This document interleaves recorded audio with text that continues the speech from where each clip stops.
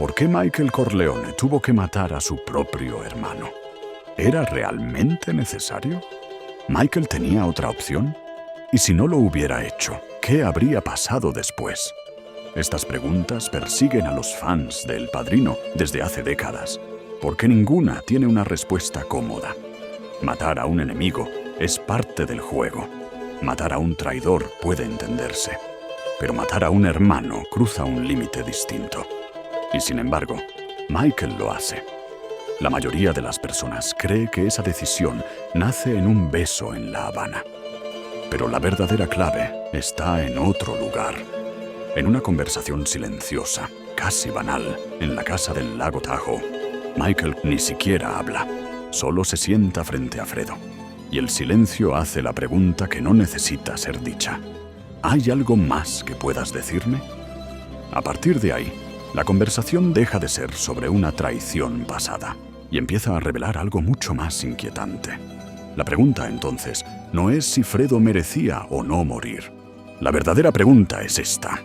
¿Qué fue lo que Michael entendió en ese momento para que dejarlo con vida ya no fuera una opción? En este video vamos a desentrañar esa escena paso a paso y explicar lo que realmente se decide allí, sobre la decisión más fría y más trágica de Michael Corleone. Para entender por qué Michael mató a Fredo, primero hay que entender quién era Fredo dentro de la familia Corleone. Él no era un estratega, no era un líder, y nunca fue preparado para ocupar una posición real de poder. Desde joven, Fredo fue marcado por la fragilidad. Tuvo problemas de salud en la infancia. Creció bajo la sombra de Sonny y más tarde de Michael, y nunca consiguió afirmarse como alguien verdaderamente confiable dentro de la jerarquía familiar. A diferencia de Michael, que aprende rápido la lógica del poder, Fredo nunca comprende del todo el mundo violento en el que nació. Vive en un descompás constante entre lo que le gustaría ser y lo que realmente consigue ser. Esa distancia genera frustración, inseguridad y, sobre todo, un deseo permanente de reconocimiento. Fredo no quiere comandar imperios. Quiere ser visto, quiere ser escuchado, quiere ser respetado. Y ese detalle es fundamental para todo lo que viene después.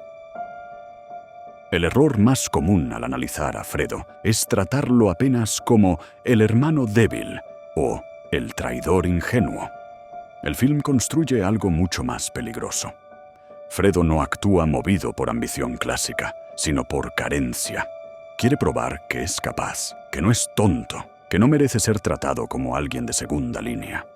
Ese deseo lo vuelve vulnerable a cualquier persona dispuesta a validar su importancia. Al buscar reconocimiento fuera de la familia, Fredo empieza a romper el vínculo más importante, sin darse cuenta. Deja de verse como parte, empieza a verse como alguien injusticiado. Y cuando un hombre deja de sentirse perteneciente, deja de ser previsible. En el mundo de Michael Corleone, la imprevisibilidad no es un defecto, es una amenaza. Y Hyman Roth lo sabía.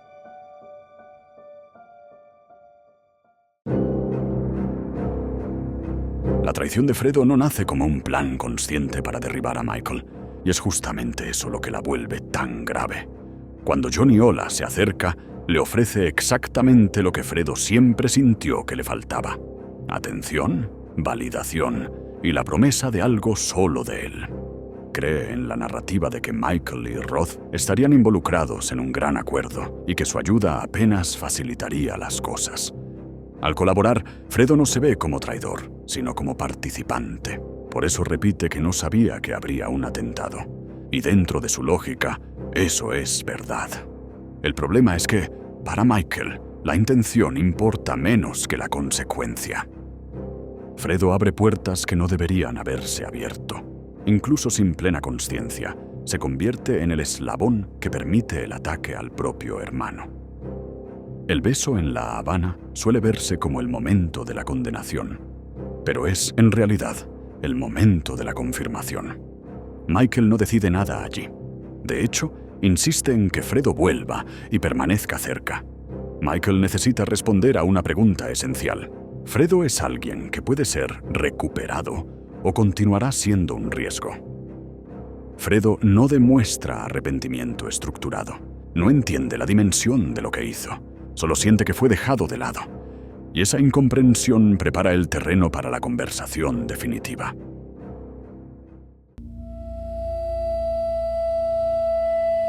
La conversación en el lago Tahoe no es un ajuste de cuentas. Es una evaluación final. Michael entra sin rabia, sin acusaciones y sin prisa.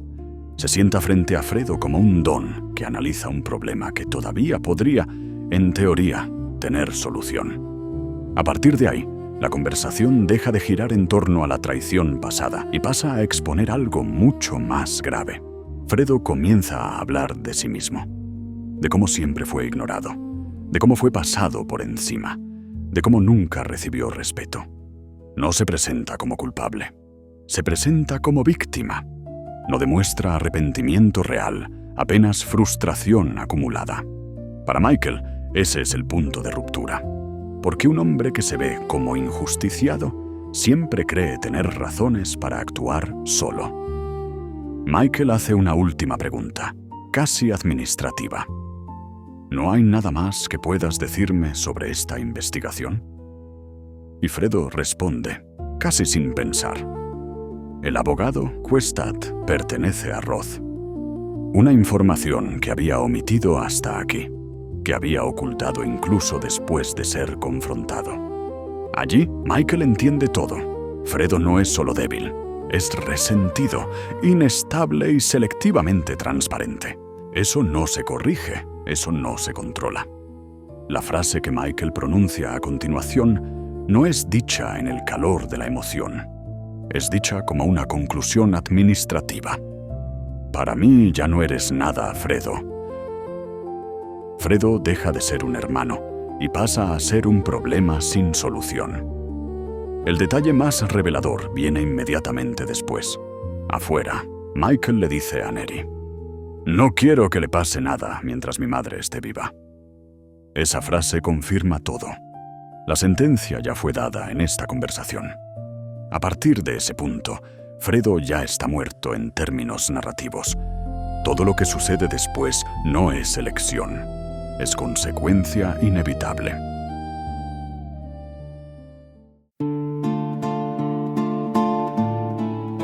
Después de la conversación en el lago Tahoe, la decisión de Michael ya está tomada, pero no es ejecutada inmediatamente. El motivo es Mama Corleone. Mientras ella está viva, representa el último límite simbólico que aún contiene a Michael. Ella no participa de los negocios, no interfiere en las decisiones, pero su simple existencia preserva una idea antigua de familia. Dentro de la tradición siciliana, la madre es sagrada, y ningún hijo podría imponer a ella el dolor consciente de saber que un hermano mató al otro. Michael lo comprende perfectamente. Por eso, al decir que nada debe suceder con Fredo mientras la madre esté viva, él no está postergando una decisión. Apenas está respetando ese último freno moral. Fredo ya no es más parte de la familia en el sentido funcional, pero aún es hijo de una madre que Michael no está dispuesto a herir directamente. La muerte de Mama Corleone no cambia la decisión de Michael, apenas remueve el último obstáculo para que sea ejecutada. En ese punto, la familia, como entidad afectiva, deja de existir por completo. Lo que sobra es apenas la estructura de poder que Michael comanda. Fredo, entonces, no es más un hijo, ni un hermano, ni alguien que necesite ser preservado. Se convierte apenas en la materialización de un riesgo que ya fue identificado.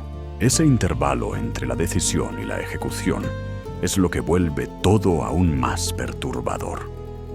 Y es justamente esa frialdad lo que confirma su transformación definitiva. Cuando la madre muere, no es Fredo quien queda sin protección. Es Michael quien queda sin límites.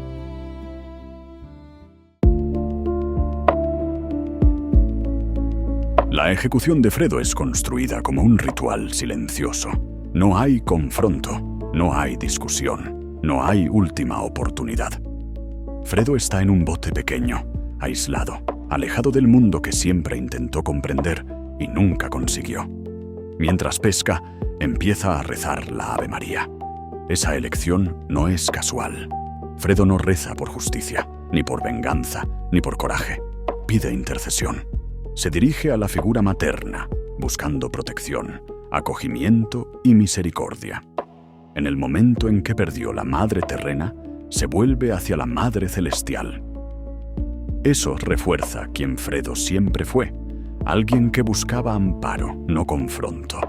Alguien que nunca se vio como un jugador consciente dentro de aquel mundo violento. Lo más perturbador no es que Michael haya matado a Fredo, es que, en el momento del disparo, Michael ya no es capaz de sentir lo que eso significa. Al matar a Fredo, Michael elimina el último riesgo interno, pero también elimina lo último que lo ataba a una idea humana de familia. Hasta El Padrino 3, no quedan grandes enemigos. Lo que sobra es un hombre envejecido, aislado y atormentado por las decisiones que tomó cuando eligió sobrevivir como Don, en vez de vivir como hermano. La muerte de Fredo no cierra un arco, abre un vacío.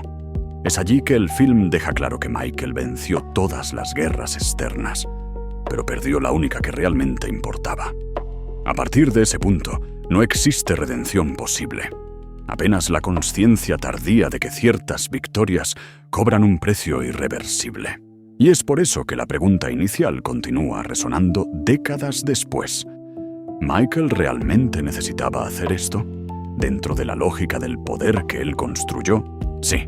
Dentro de la lógica humana, tal vez no. La gran tragedia de El Padrino no es la muerte de Fredo, sino el hecho de que, en aquel momento, Michael ya no conseguía ver alternativas. Si quieres entender cómo esa mentalidad fue moldeada desde Las Vegas, hay dos piezas clave en el canal. Un video sobre Moe Green, donde Fredo ya aparece como una figura submisa, incapaz de imponerse, y otro con escenas eliminadas que revelan su relación con su esposa, mostrando el mismo patrón de inseguridad y dependencia.